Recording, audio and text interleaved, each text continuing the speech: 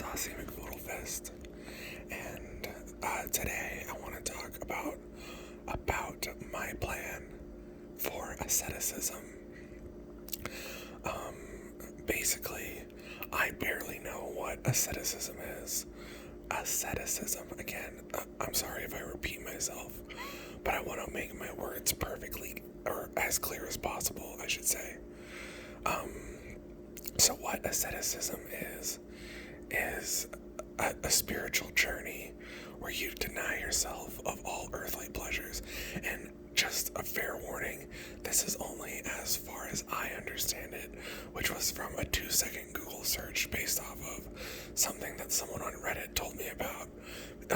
The story is, I was on a conspiracy theory subreddit, and we were discussing like the quote-unquote end times of the world, like what we would do if the world goes to more shit than, if it goes to more shit than it's already in. Well, I said in that forum, or on the subreddit, whatever you want to call it, I said that my plan was just to stop eating food altogether. Because, there's a lot of people out there who are hoarders, and there are even more people out there, there are even more people out there who do nothing. So you're either a hoarder or you do nothing. Well, my plan was to do neither of those things and to just stop eating. And he said, how are you going to do that? Are you going to do that through asceticism? Or are you going to do that through sun eating? And if you want to Google it, sun eating is another thing that you can do, where you look at suns during, look at the suns, like there are more than one. No, you look at the sun during certain times of day, and that's how you get your quote-unquote nutrition. Again, nutrition. Anyway, so I'm not doing the sun eating thing. What I am doing is asceticism. And yesterday, the 1st of September, was my first official day starting the asceticism. I apologize for my voice once again. Anyway, so yesterday I did eat. I did eat even though I wasn't supposed to, and I did smoke cigarettes even though I wasn't supposed to. And I would also like to make it clear that eventually, like right now, the only thing that I want to allow myself to have is water. So, but it's really something that I really want to convey to my audience. Is how difficult it is to, it's really difficult to make a decision that you're not eased into being forced to do. When you're eased into being forced to do something, a la everything that the United States government pushes on people, like Obamacare, or whatever the Republican Party equivalent of Obamacare is, the wall, for example. I'm sure, they've been talking, this tangent time, they've been talking about that freaking wall my entire life for the last 20 years. So God only knows how long they've been talking about building that wall.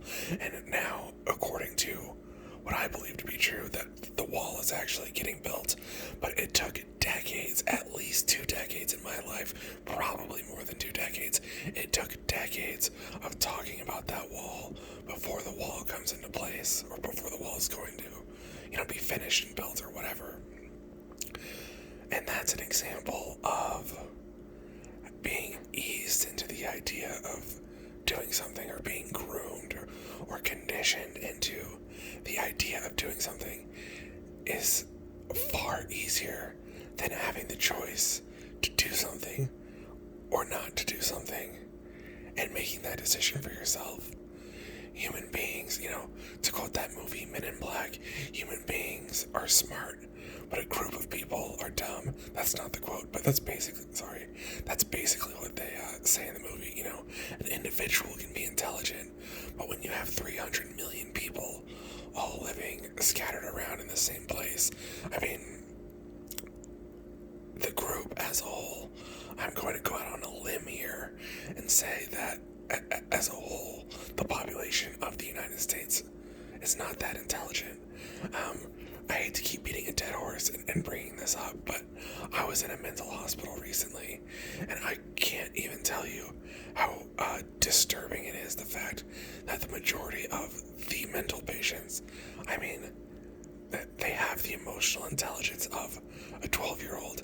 And yeah, maybe you'll give the mental patients a pass, but the staff, the doctors and the nurses and the clinicians and the therapists and all the other people that work there, they have the same mental capacity as the patients do. It's a very thin line between patient and service provider in the healthcare industry. And of course, there were smart patients and there were intelligent staff members, but it was few and far between, and that is a microcosm of the population of the United States. I would say 8 out of 10 people are dumb, and then you'll have one person who's average and another person who's intelligent, and like that's out of 10. And yeah, I totally just pulled that out of my ass, but I'm sure that whatever the actual statistics are for intelligence would prove me to be somewhat correct. At least, I'm not sitting here. I don't want people to think that I think that I'm better than people. I don't want people to think that I think that I'm smarter than them, even though there are plenty of people who I know and who have known me my entire life. One person, for example, I spoke to a girl yesterday who, I've known since grade school, or she's known of me. We haven't kept in contact in the last 15 years, but I think we were in like sophomore science class or freshman science class together, and basically what she says is the things that she remembered about me the most is my sense of humor and my intelligence. And the thing about me is, in high school, I didn't even try. I don't want to get into, trying to justify whether or not I'm intelligent. The point of this video is asceticism, and there are many reasons why I want to start practicing asceticism. I don't know if I'm gonna be doing like a vlog type or whatever you want to call these videos on a daily basis, but what I am going to be doing is at least every couple of days, maybe every day, I'm going to be talking about my journey in asceticism. And again, like I said, it started yesterday. So today is the first day. Yeah, see, that's how smart I am. Today is the second day of my journey. So, trying to think if there's anything else that I want to say in this video. TikTok. Oh, do you guys like TikTok? I downloaded TikTok like a couple of months ago, and the first thing I saw on there was pretty funny, but I just deleted it because I'm not really interested in getting involved on another social media platform, because first of all, nobody watches my videos or listens to me talk anyway. So it's all about the views, and it's all about the connection of the people. And I mean, I know people who are really into TikTok, a family member and a friend both. I mean, and I see people on Facebook and Instagram and things like that posting their TikToks and, whatever. And I see people on YouTube doing TikTok challenges and things like that. Shout outs to my girl Jen, but like we know each other, I'm a YouTuber, she's a YouTube, my girl Jen, whatever. Anyway, you guys probably have no idea what I'm talking about, but that's okay. If you don't, go back and watch my old videos. Oh, and that's what I was gonna say.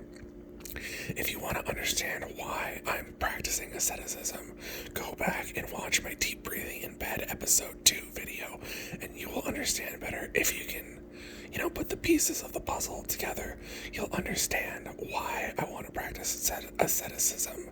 Anyway, I have 2 cigarettes left, and I'm not going to be posting another smoking video for a while. Maybe on Thursday, if I do decide to buy cigarettes in the first place. But the thing is I've been slowly getting addicted to them again. there was a really annoying person that I talked to a couple of weeks back, again in the mental hospital, who said all the negative effects of smoking stop after the first 72 hours. And as annoying as that person was, he had some wisdom. And I appreciate, I want to caution, and I just want to caution my audience that, be careful of what you choose to say to people, because you have no idea how that's going to affect them, whether it affects them a little, whether it affects them a lot, whether that whatever you just said lodges deep into their brain, and then it pops out 10 years later. I mean, communication is, it can be a dangerous thing. Some people say that the virus that's going around is language. Some people say that the virus is the media. Some people, like me, think it's both. Some people also, like me, think that it's an actual virus. I'm not a COVID denier, but I was when COVID first was getting going. Even though, I believed that it was, I believed it, when it was just in China. I believed that it was a real thing. But when it started spreading to the United States, I immediately became a COVID denier and a mask refuser to wearer. Up until a couple of months ago, I really did. But that is no longer the case for me. Anyway, I'm getting a little off topic. If you have any questions, please drop them in the comments, or email me at lowertheageofconsent@gmail.com, and we'll watch our last breath die. And goodbye, everyone.